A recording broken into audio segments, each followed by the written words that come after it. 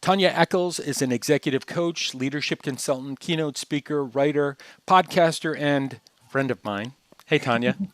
Hi, good to see you, Dave. How you Always. how you doing? How's everything? It's going well. It's going well. People don't tend to believe it, but I'm technically an introvert.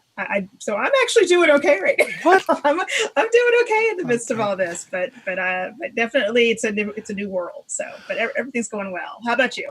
Oh, I'm fine.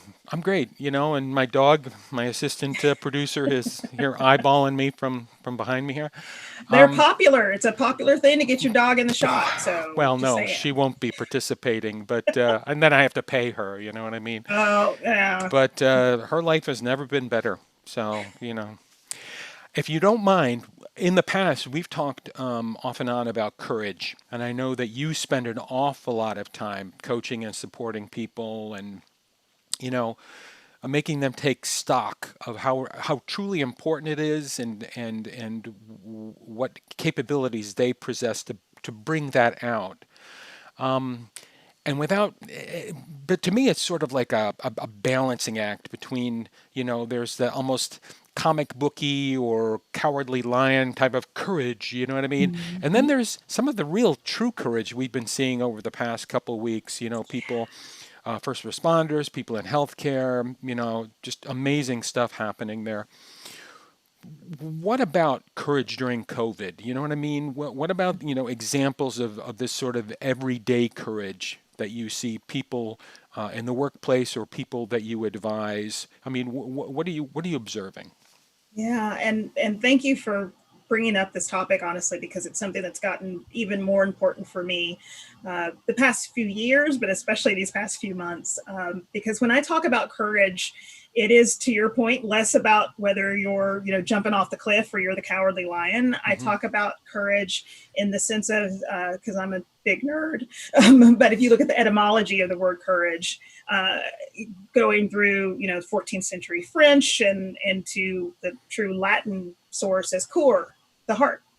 And you'll hear Brene Brown speak about this as well, but that's the same concept of it's more about being able to speak freely and live and behave in alignment with your heart. Hmm. Hmm. Now, that may result in what looks to other people as bravery Hmm.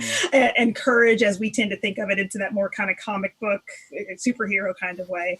But for me and what I'm seeing, and I think what you're referencing, what we've seen during this pandemic, is people who are doing things in alignment with their heart, Right. in alignment with who they are, in alignment with how they want to show up as humans on this planet and how we want to serve and help each other.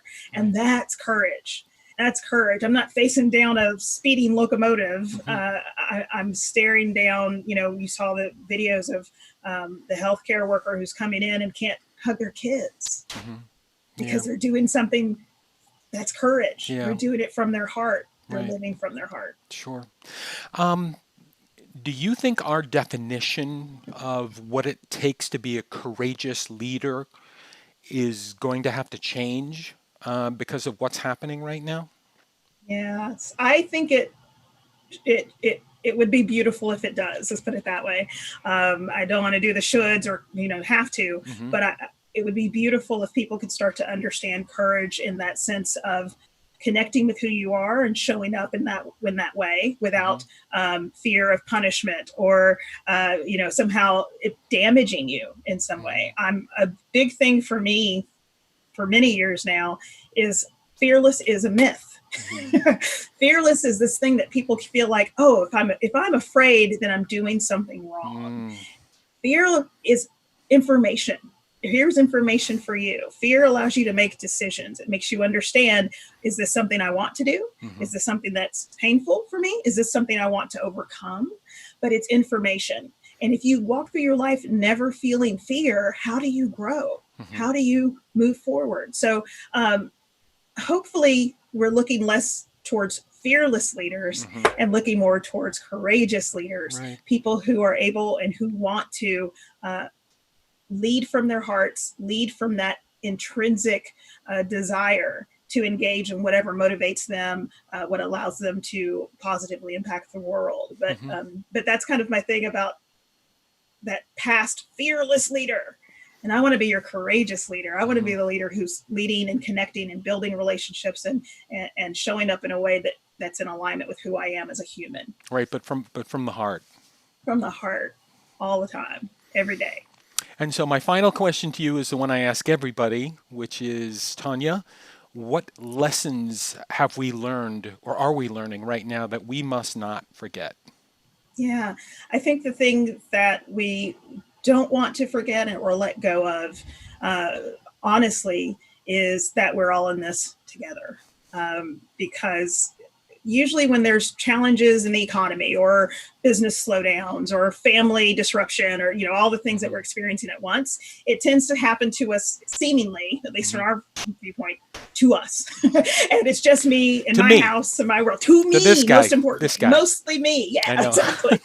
And to understand, and I think because it's happened in such in major way because of COVID, now we're recognizing it's happening to all of us, and Hmm. it's everything's always happening to all of us in some Hmm. way, shape, or form. Yeah. So hopefully that we'll walk away with again that heart and that courage Hmm. to accept people however they're showing up, and understanding, even if it's not necessarily in the most productive way, that they're showing up, that we understand that they're coming from their space and that we're all in it together. And maybe today it's you, and 2 days from now it's going to be me.